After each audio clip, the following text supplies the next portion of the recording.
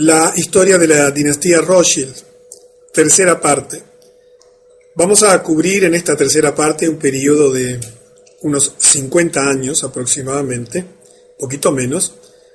Vamos a cubrir desde 1818, que habíamos dejado en la segunda parte, hasta el año 1861.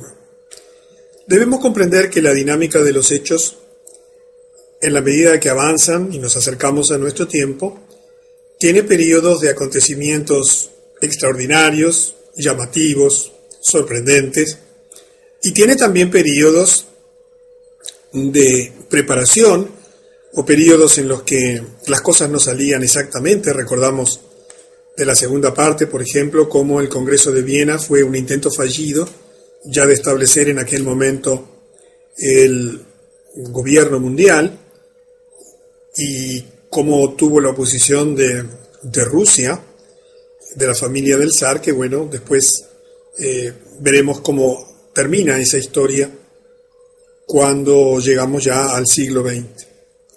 Por lo tanto, hoy vamos a ver uno de esos periodos en el cual hay una serie de hechos importantes, pero no extraordinarios, no llamativos, no de esos que, bueno, como una guerra o cosas por el estilo, que son espectaculares y que llaman la atención.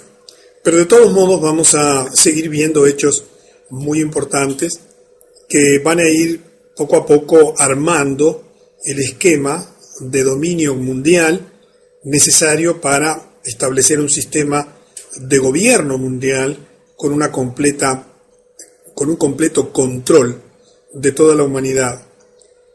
Antes de continuar, quiero hacer algunas precisiones. Este tema es naturalmente polémico. Es un tema que sorprende para quienes no tienen conocimiento de esto. Es un tema que puede afectar las creencias de muchas personas, porque en la medida que avancemos, inevitablemente tenemos que tocar instituciones de orden religioso, políticos, civiles, que pueden afectar o lesionar o, digamos, afectar, diríamos que es la palabra correcta, las creencias de quienes estamos aquí. Yo quiero ser bien preciso en cuanto a que esto es una cronología de hechos. Intento por todos los medios a mi alcance evitar adjetivar, calificar, evitar mi subjetividad, y trato de ser lo más fiel posible a la cronología de los hechos, describiéndolos en sí mismos tal como ocurrieron. Cuando los hechos no están totalmente probados o cuando son controvertidos, también lo aclaro. Pero es importante que comprendas que aquí no hay juicio para ninguna persona. Nosotros debemos amar a todas las personas por igual, independientemente de su raza, de su religión, de su posición política, de sus creencias. Distinto es con las instituciones. Las instituciones albergan dentro de ellas personas buenas y personas malas, pero las instituciones sí tienen un dogma, sí tienen una filosofía, sí tienen estatutos, sí tienen documentos que las rigen, y ellas sí pueden ser objetos de crítica o de rechazo. Digo esto porque la mayor parte de las personas que me escriben, casi en su totalidad, agradecen, están felices de tener esta información. Sé que a algunas les da miedo, preferirían no saber de estas cosas, se sorprenden y no saben qué hacer, pero alguna que otra se siente, como podríamos decir, como herido, como lastimado en sus creencias, porque de pronto está en una de esas instituciones que aparecen y que, más allá de tus creencias y de tus opiniones, lamentablemente son parte de ese proyecto de dominación mundial. Y hago esta aclaración para que comprendas que intento ser lo más objetivo posible y que todo esto tú lo puedes comprobar por ti misma o por ti mismo, siempre y cuando tengas la apertura mental, afectiva, espiritual que se requiere para cuestionar las creencias que nosotros tenemos. Y siempre que hablamos de estas cosas tenemos que ser sumamente respetuosos con las ideas y con las creencias de todos. Dicho esto, entonces, continuemos con el tema central de la conferencia. Habíamos llegado en la segunda parte hasta el 1818. En 1821, Karl Rothschild fue enviado a Nápoles, Italia, y allí terminaría haciendo muchos negocios con el Vaticano y con el Papa Gregorio XVI, quien posteriormente le confiere la Orden de San Jorge. Además, y estos son hechos históricos que tú puedes confirmar, cada vez que el Papa recibía a Kálmán, le daba la mano, en lugar de la habitual costumbre de aquella época de inclinarse para besarle los pies, lo que demuestra el alcance del poder que tenía Kálmán Rothschild sobre el Vaticano. En 1822, el emperador de Austria nombró a los 5 hermanos Rothschild varones. Nathan Meyer Rothschild optó por no aceptar el título. Y en 1823, los Rothschild se hacen cargo de las operaciones financieras de la Iglesia Católica en todo el mundo.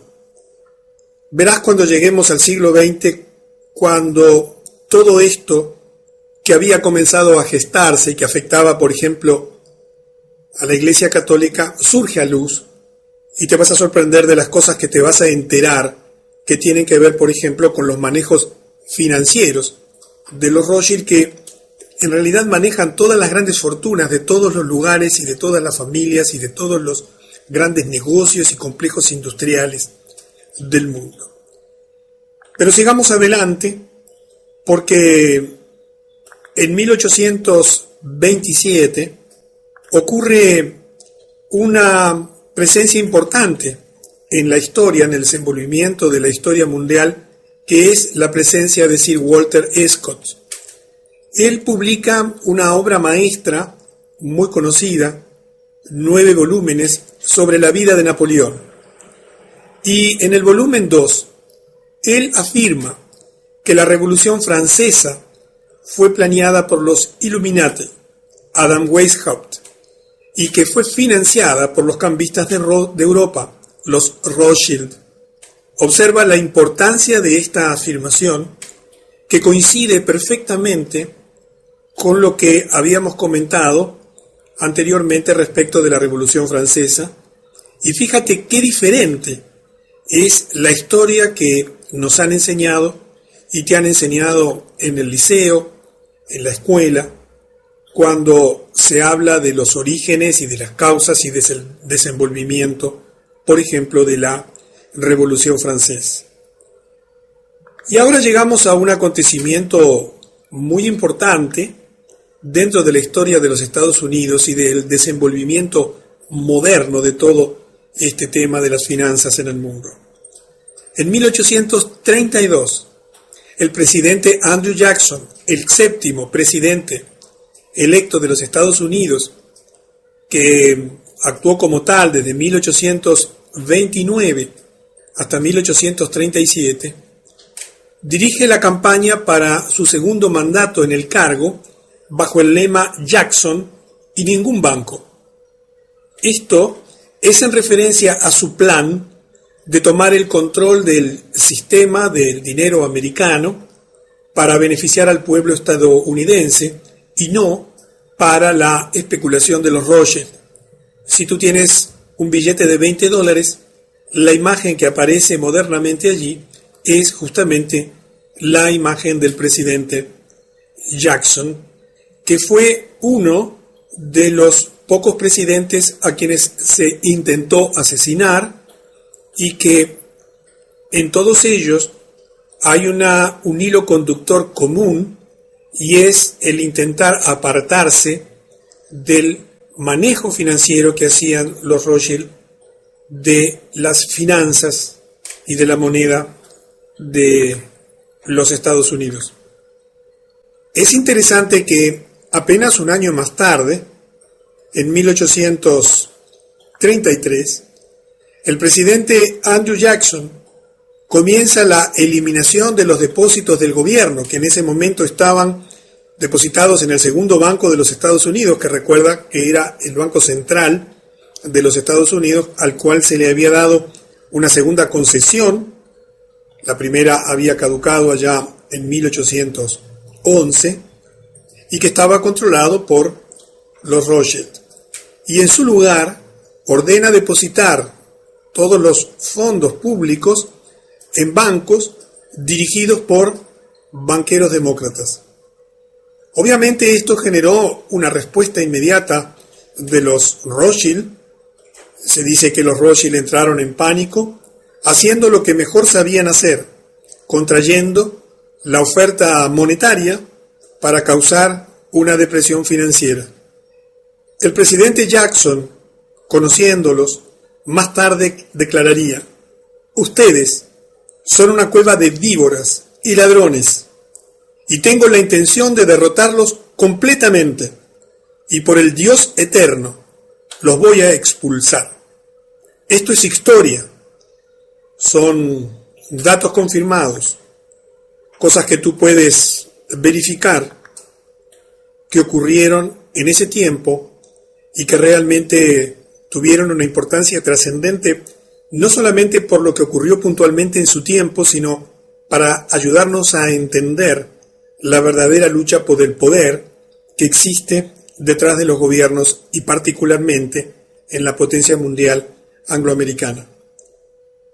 En 1834, los Illuminati toman una decisión muy importante, que es nombrar al líder revolucionario italiano Giuseppe Mazzini, seleccionado para dirigir su programa revolucionario en todo el mundo y actuar en esa capacidad hasta su muerte en 1872.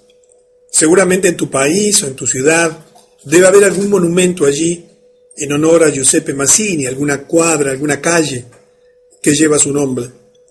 Este fue un personaje importantísimo porque tenía como tarea principal coordinar la exportación de toda esta revolución Illuminati al resto del mundo. Es famosa su carta al clero italiano, una carta que hoy es de dominio público, que la puedes encontrar en internet, totalmente escrita en italiano, en la cual en 24 carillas él hace reflexiones muy interesantes sobre el clero y la sociedad, sobre las ideas de los Illuminati en relación al comportamiento de la Iglesia y demás, que verdaderamente son un documento histórico absolutamente trascendente. Y vemos cómo poco a poco los Illuminati van instrumentando todas las instituciones, todas las herramientas, todos los organismos, todos los mecanismos financieros necesarios para ir extendiendo a todo el mundo su proyecto de dominación mundial. Y llegamos a 1835, un año muy importante, porque el 30 de enero un asesino intenta disparar al presidente Jackson, pero milagrosamente luego de 2 intentos el asesino falló. El presidente Jackson declararía más tarde que él sabía que los Rothschild eran los responsables del intento de asesinato. El asesino, Richard Lawrence, que fue declarado no culpable por razón de locura, más tarde se jactaría que los poderosos de Europa lo habían contratado y prometido protegerlo si era capturado. Verás que en esta tercera parte de la dinastía Rothschild terminamos justamente con Abraham Lincoln, el 16º presidente de los Estados Unidos, que sí fue asesinado. Verás en conferencias futuras que John Fitzgerald Kennedy, que también fue asesinado, tenían los tres, a pesar de que Jackson falló el intento de asesinato, raíces comunes: la determinación de la emisión de la propia moneda de los Estados Unidos por parte del gobierno. En la medida que avanza el tiempo, se va extendiendo la influencia también a las esferas industriales y comienzan, como ya vimos en la conferencia anterior, el dominio por parte de los Rothschild de industrias claves en el desarrollo del poder militar, en el desarrollo del poder industrial, de la tecnología. Y así, en ese mismo año, en 1835, los Rothschild adquieren los derechos sobre las minas de azogue de Almadén, en España. En su momento, en esa época, fue la concesión más grande del mundo por parte del Estado a una empresa privada. Y como el mercurio, el azogue es mercurio líquido, se trata de un componente vital en la refinación del oro y de la plata. Esta concesión les dio a los Rothschild un monopolio virtual, un monopolio de hecho en este mercado. Cuando te pones a analizar, además, el tema del azogue y del mercurio dentro de la alquimia, que es parte de un conocimiento esotérico oculto, te sorprendes de todo lo que hay detrás del mercurio y del azogue. Esta gente, por supuesto, conocía en detalle perfectamente todo lo que este mineral representaba. Por otra parte, fue el primero de los planetas que se denominó con un nombre mitológico. Y la historia continúa. Aparece otro personaje muy importante. En 1836, después de sus años de lucha contra los Rothschild y su banco central en los Estados Unidos, el presidente Andrew Jackson consigue finalmente expulsar a los Rothschild del Banco Central de los Estados Unidos cuando se les niega la renovación de la concesión que se le había otorgado años antes para el segundo banco. Allí comienza un periodo similar a lo que ocurrió en 1812 cuando el fracaso en el Congreso de Viena. Los Rothschild ya querían tener el control total de la emisión de la moneda en los Estados Unidos. Y demoraron varios años, hasta 1913, cuando fueron capaces finalmente de crear su tercer banco central en los Estados Unidos, la Reserva Federal, que continúa hasta nuestros días. Pero es interesante que en la medida que iban avanzando en su estrategia, frente a cada fracaso aprendían y tomaban acciones y decisiones para no volver a fracasar. Y de ese modo, para garantizar que no se cometerían nuevos errores en el futuro, esta vez pusieron una línea de sangre directa a Jacob Schiff a cargo del proyecto de volver a tomar el control del Banco Central de los Estados Unidos. En ese año muere Nathan Meyer Rothschild y el control de su banco, Rothschild y Sons, Rothschild e hijos, se transmite a su hermano menor, James Meyer Rothschild. Entre los años 1837 y 1841 ocurrieron algunos hechos también significativos. Por ejemplo, en 1837, los Rothschild enviaron a uno de los suyos, a August Belmont, a los Estados Unidos para salvar sus intereses bancarios, derrotados transitoriamente por el presidente Andrew Jackson. En 1840, los Rothschild se convirtieron en los corredores de oro para el Banco de Inglaterra y además instalaron agencias en el extranjero, particularmente en California y en Australia. Y en 1841, el presidente John Tyler, el 10º presidente de los Estados Unidos, que presidió ese país entre 1841 y 1845, vetó la ley para renovar la concesión para el Banco de los Estados Unidos solicitada por los Rothschild. Se dice, y la historia aparentemente así lo prueba, que recibió cientos de cartas en las que se amenazaba con asesinarlo.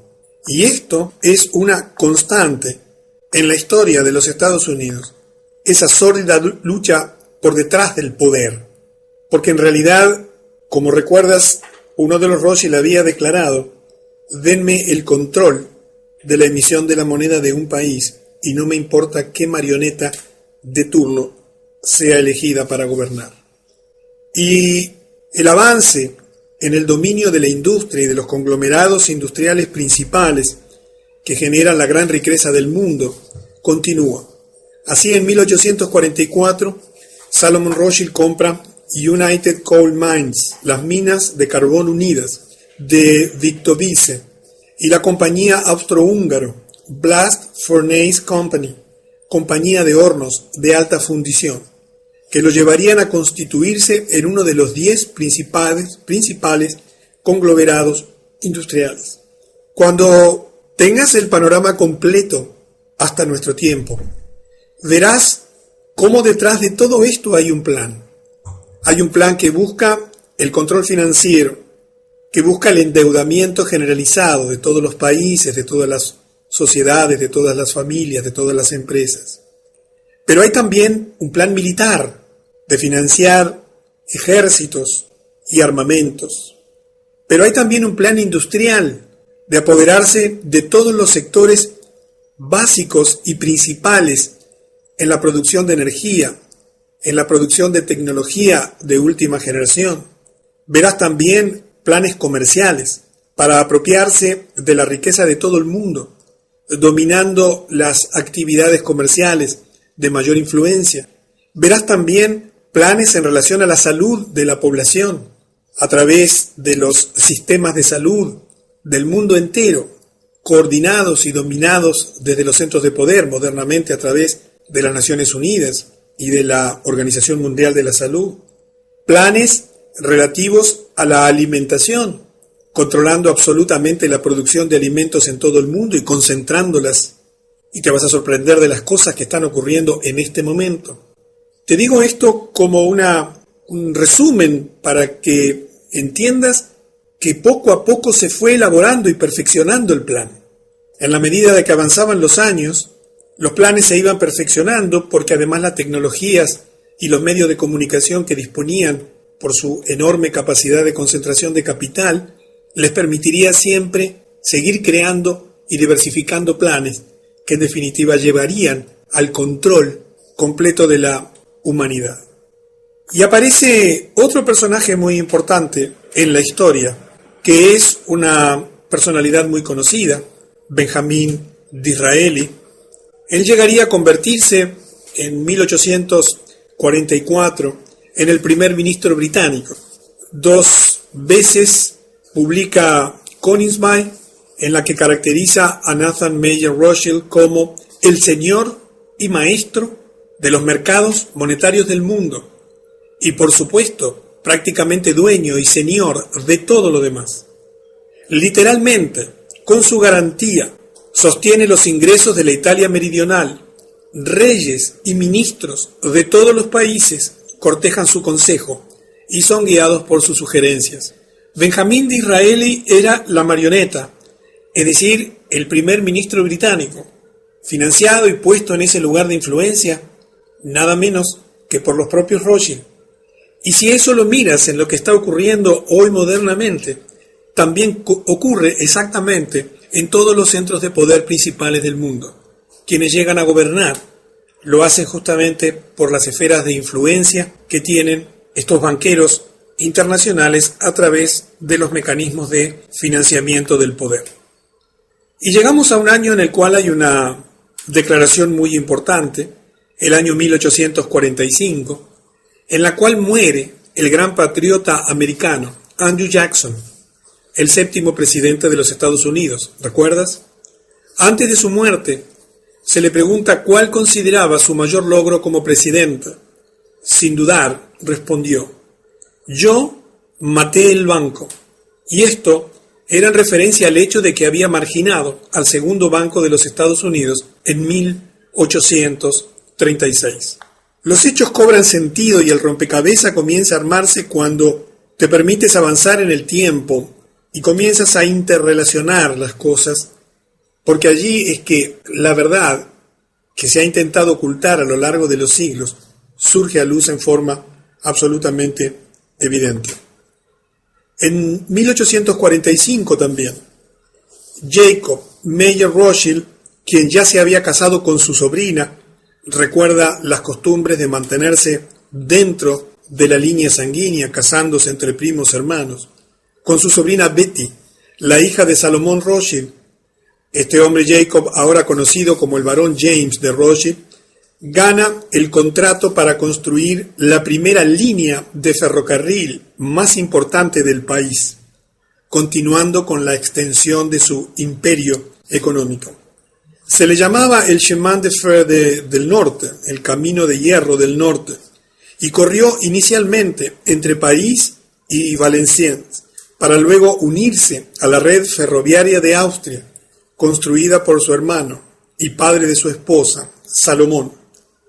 Y en la medida que la tecnología avanza también el dominio de esa tecnología por parte de los Rothschild y las inversiones cuantiosas en todos los sectores generadores de dinero a escala global.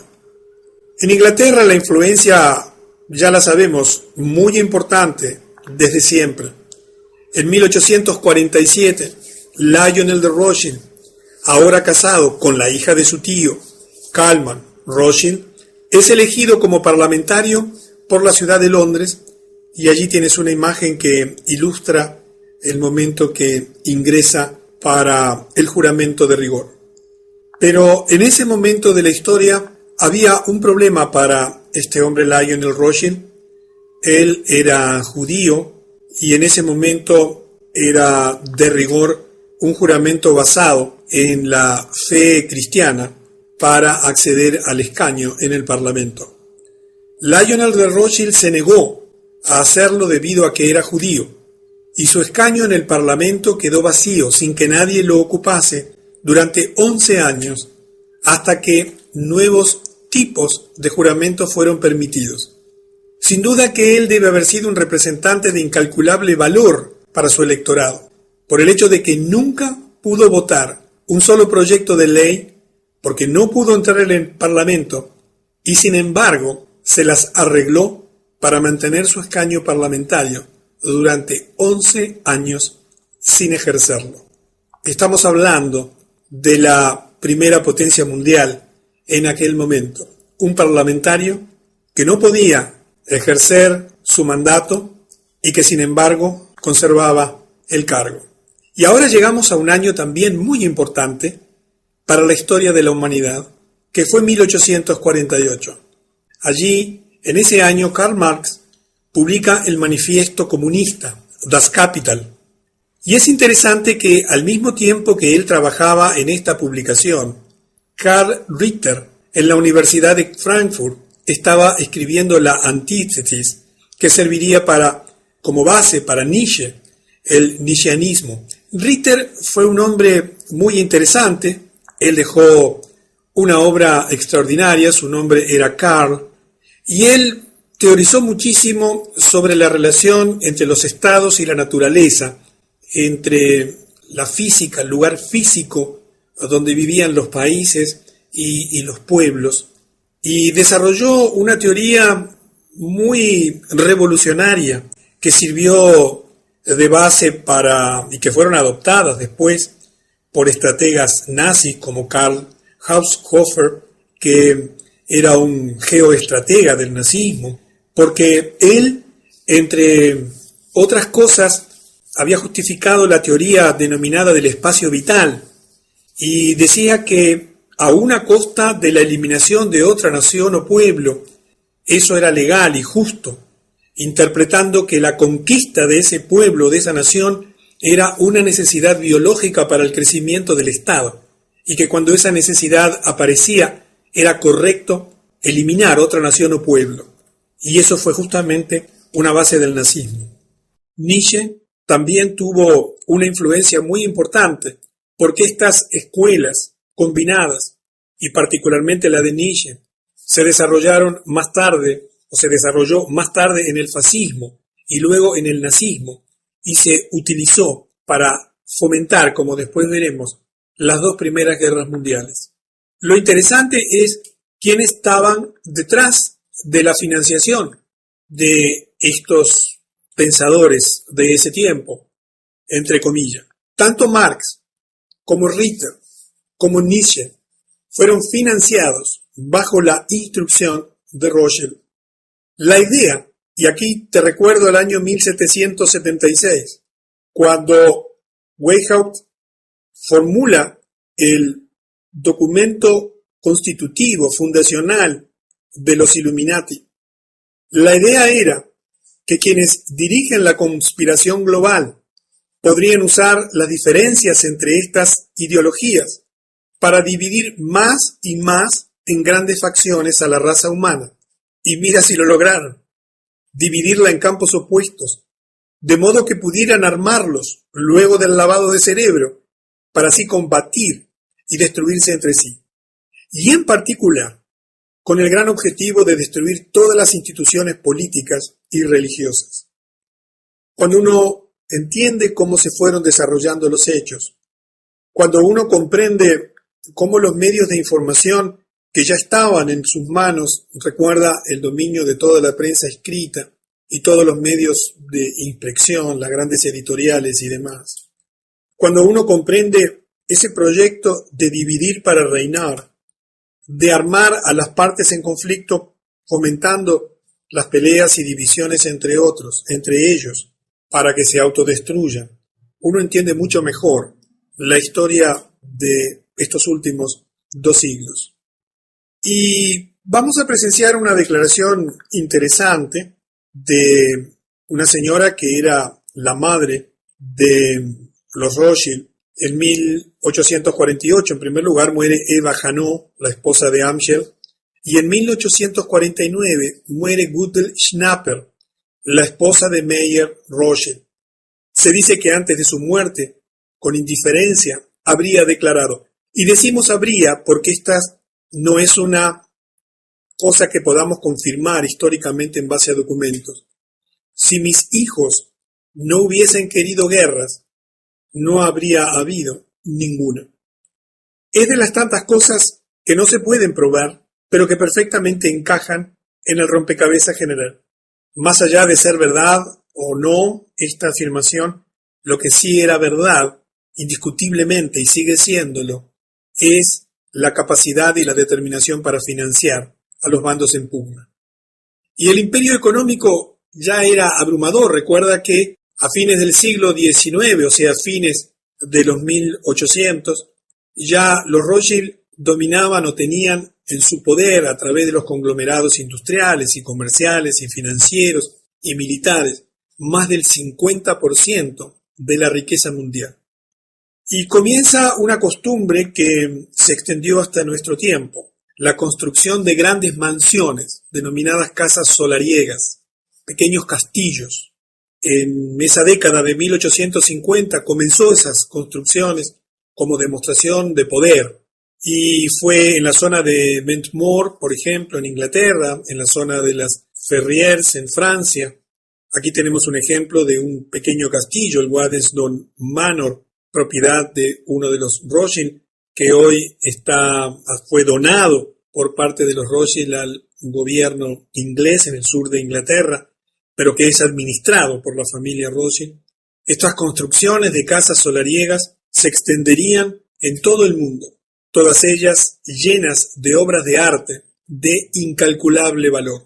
Se dice que James Rothschild en Francia, poseía una fortuna de 600 millones de francos, que en ese momento era unos 150 millones de francos, mayor que todos los otros banqueros de Francia juntos. Como verás, es un periodo de crecimiento comercial e industrial, además del crecimiento financiero. Los Rothschild comprendían claramente que para poder llegar al control completo de los gobiernos y de la humanidad, necesitaban extender al máximo posible el control de todas las actividades humanas principales. En 1852, Rothschild e hijos comienza el refinamiento del oro y la plata para la Casa de la Moneda Real y el Banco de Inglaterra, y también para otros clientes internacionales. En 1853, Nathaniel de Rothschild, el yerno de Jacob, Santiago, no James, compra el Chateaubriand Mouton el viñedo Burdeos de Mouton y cambia su nombre a Chateau Mouton Rothschild, siendo hoy una bodega de reconocido prestigio a nivel mundial, inmensamente rica. En 1854 y 55 mueren varios integrantes de la familia Rothschild y recuerda que quienes heredaban eran los hijos menores, varones, de la familia que quedaban a cargo de la responsabilidad de los negocios heredados. Y recuerda también que las mujeres eran muy importantes porque la herencia judía se transmite a través de la mujer.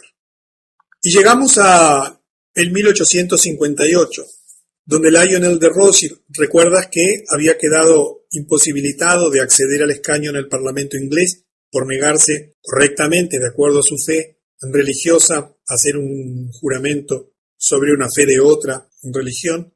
Finalmente toma su escaño en el Parlamento, cuando la obligación de prestar juramento en la verdadera fe de un cristiano es ampliado para incluir otros juramentos habilitantes.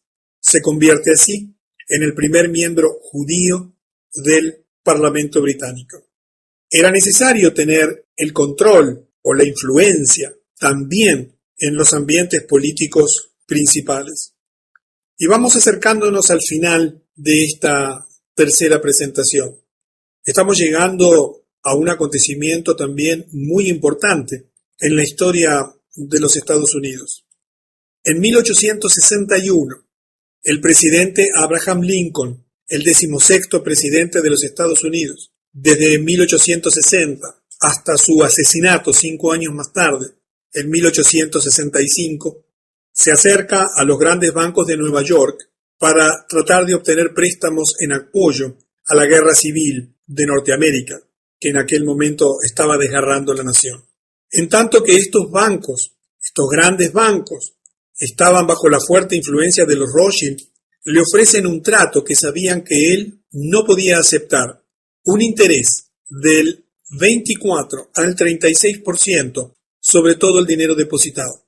Lincoln se enoja por el alto nivel de interés, por lo que imprime su propio dinero. Allí tienes 2 ejemplos de las notas de deuda de dinero que se habían impreso en aquel momento.